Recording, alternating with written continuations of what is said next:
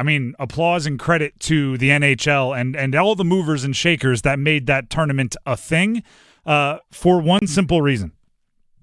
And you could tell this even as I got to be a fan for 2 weeks, just watch sports and not have to take notes and not have to think about opinions and how I'm going to react to it. And it was obvious the players cared. The players cared. And that is the only quote-unquote all-star break in sports where it seems like the players care. So credit to the NHL for finding a way to make that happen. It led to really good hockey. It led to really fun hockey. It led to competitive games. It made it so when they went to overtime, both teams weren't going, are you cool if we just end this? Like it happens in the Pro Bowl or the All-Star game or anything else. That's the good. The bad, USA couldn't finish. As soon as they won the first one against Canada, I was going like, oh no. Because these two teams look fairly evenly matched, and if the correction happens, theirs is going to be worth more than ours, and that's exactly what happened. It's 1-1, USA, Canada, in the Four Nations Cup. It's just the Canada win meant more because it was the final.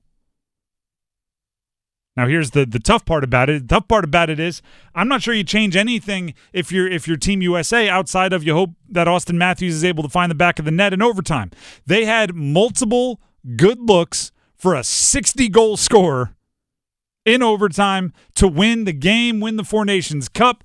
What more could you ask for? That very same Austin Matthews, after the game, shared his thoughts on the experience of the Four Nations. I'm super proud of this group. I thought, we battled our hearts out the whole tournament tonight. We had the opportunities to end it. Didn't happen, but I couldn't be prouder of this group. I thought the whole tournament, everybody gave 100%. What did it mean to go through this experience and share it with the guys in this room? It meant a lot. I mean, it's an honor to wear this jersey and represent our country. Obviously, a lot of familiar faces, guys that have played with each other in the past. So it's definitely a special honor and something that we definitely don't take for granted. Ironically, but that's kind of the USA side of things. The big winners for the U.S., you could argue, are Canes fans' favorite player on Team USA and Canes fans' least favorite player on Team USA. I thought Jake Gensel was one that Canes fans are going like, 3 goals, 4 points, hunted goals the entire time, looked like the sniper that maybe the Canes are missing this year as far as just scoring a whole bunch of goals, and the history is there. You probably weren't stoked about that. The thing you can be stoked about is Jacob Slavin was the best player on the ice for long stretches. Best defenseman on the ice for darn near the whole time, but best player full stop on the ice for long stretches. And it did feel like a awakening nationally to Jacob Slavin, which is weird because he's been really good for a long time, and Canes fans have been trying to tell everybody, and on every list we're like, that guy's underrated. But it almost seemed like everybody was surprised how good of a defensive defenseman he is. Maybe there was some kind of, so he's not just a product of the Canes system, right? Oh, all those excellent defensive metrics are not just because forwards actually play defense in Carolina. Oh, he actually is that good. Exactly. Some of it might be because the good guy plays good. Like how crazy is that? But with and I mean, you talk to the announcers were, sometimes even over the top on how great he was playing, but I'm not going to complain about being too complimentary. He made a few plays that were unbelievable. One of them on Jarvis, ironically. But how great does that 8-year, $51.17 million contract for Jacob Slavin sound now? 6.4 average annual value, 6.4 million average annual value. I'm not sure if he's on the market today, that's not like $3-4 million short after how he played in the Four Nations Cup. So he's locked up till 2030 or 2031, something like that. That is a contract that becomes a cornerstone contract for not only your defense, but for your team. With the way the cap is growing, that is going to be a steal. It's already looking like a bargain. True, it already is now. Yeah. It's going to be even more of a steal 2-3 years from now. There's going to be defensemen that are a quarter as good as him making the same amount of money 3 years from now. That's an excellent, excellent thing for the Canes, who are trying to level up in every single way, right? Every time we talk or hear from Eric Tolsky, the GM of the Canes, he's saying, hey, until we have the 20 best players in the league on our roster, we're going to be constantly trying to get better.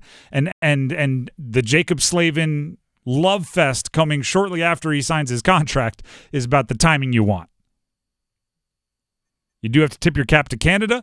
Jarvis had Seth Jarvis, that is, bit of a roller coaster, right? Not huge minutes, was even healthy scratched for a game, had 2 great looks at goals in the final. Weren't able to convert, but some of the advanced analytics loved him. Mm-hmm. The high leverage chances for Canada versus what they gave up when he's on the ice was massive. A player like that only benefits from being around hockey like that. And the same is true for Sanderson. The same is true for Faber. The same is true for all the young guys that got to just be around that level of hockey. John Cooper, the head coach of Canada and also Tampa, on the mentality and approach of the star players on Canada.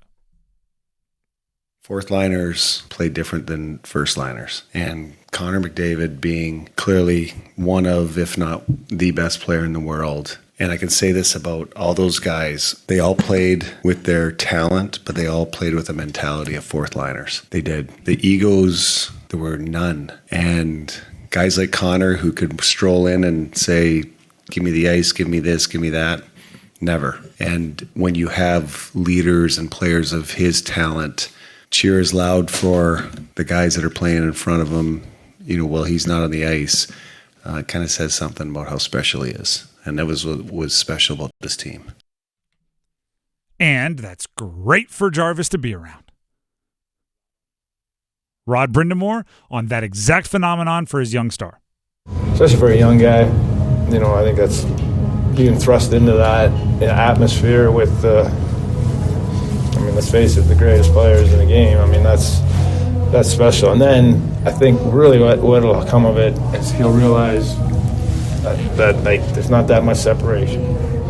That's what you don't know as a guy. You don't play with these guys, and all of a sudden you go, wait a minute, I skate just as fast as that guy, or I do this as well as him. And then you also see what you can get better at by watching what they do. So that's the real, I think, carrot of going to that thing. Obviously winning is special, but just being around that and picking up all that stuff will only make him better.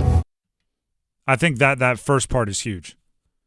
That kind of looking in the mirror moment of looking at power play 1 for Canada and seeing Crosby, McDavid, McKinnon, Makar, and Reinhart, I think was the last, and watching that going you know what? I think I would fit on that line is massive for your confidence. You come back with a different level of confidence. It's a different level of swag, as if Seth Jarvis could have any more. It was a really cool event. The players cared. I don't know if they care about, I keep seeing the trophy or the medal, or that doesn't matter. I'm not sure if that matters to them at all. I don't think this will go on, in the center of the trophy room for many of these guys, but I do think the bragging rights matter.